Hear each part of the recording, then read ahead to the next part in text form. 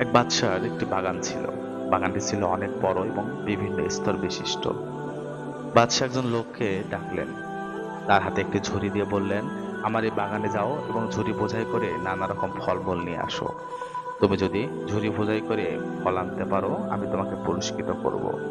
কিন্তু শর্ত হলো, বাগানের যে অংশ তুমি পার হবে সেখানে তুমি আর যেতে পারবে না। লোকটি মনে করলো এটা তো কোনো কঠিন কাজ নয়। সে এক দরজা দিয়ে বাগানে প্রবেশ করলো। দেখলো গাছে গাছে ফল পেকে আছে, নানা জাতের সুন্দর সুন্দর ফল। কিন্তু এগুলো তার পছন্দ হলো না। সে বাগানের সামনের অংশে গেল। এখানকার ফলগুলো তার কিছুটা পছন্দ হলো, কিন্তু সে ভাবলো, আচ্ছা থাক, সামনের অংশে গিয়ে দেখি, সেখানে হয়তো আরো উন্নত ফল পাবো। সেখান থেকেই ফল নিয়ে ঝুড়ি ভরবো। সে সামনে এসে পরের অংশে এসে অনেক উন্নত মানের ফল পেল। এখানে এসে তার মনে হলো এখান থেকে কিছু ফল ছেড়ে নেই। কিন্তু পরক্ষণে ভাবতে লাগলো যে সবচেয়ে ভালো ফলই ঝুড়িতে নেব। তাই সে সামনে গিয়ে বাগানের সর্বশেষ অংশে প্রবেশ করলো।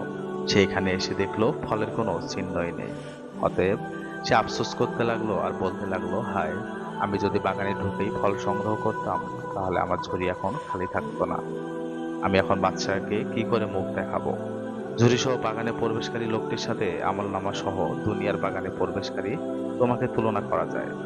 তোমাকে নেক কাজের ফল ছিঁড়তে বলা হয়েছে। যদি তুমি প্রতিদিনই ভাবো, আগামীকাল থেকে ফল ছেঁড়া আরম্ভ করব। আগামী দিন আগামী দিন করতে করতে তোমার জীবনে আর আগামী দিন আসবে না। এভাবেই তুমি শূন্য হাতে আল্লাহর সামনে হাজির হবে। এজন্য মুফতি তাকে উসমানী রহমতুল্লাহ আলাইহি বলেন, জীবনের সময়গুলো অতিবাহিত হচ্ছে, জীবন কেটে যাচ্ছে, জানা নেই বয়স বাকি কত।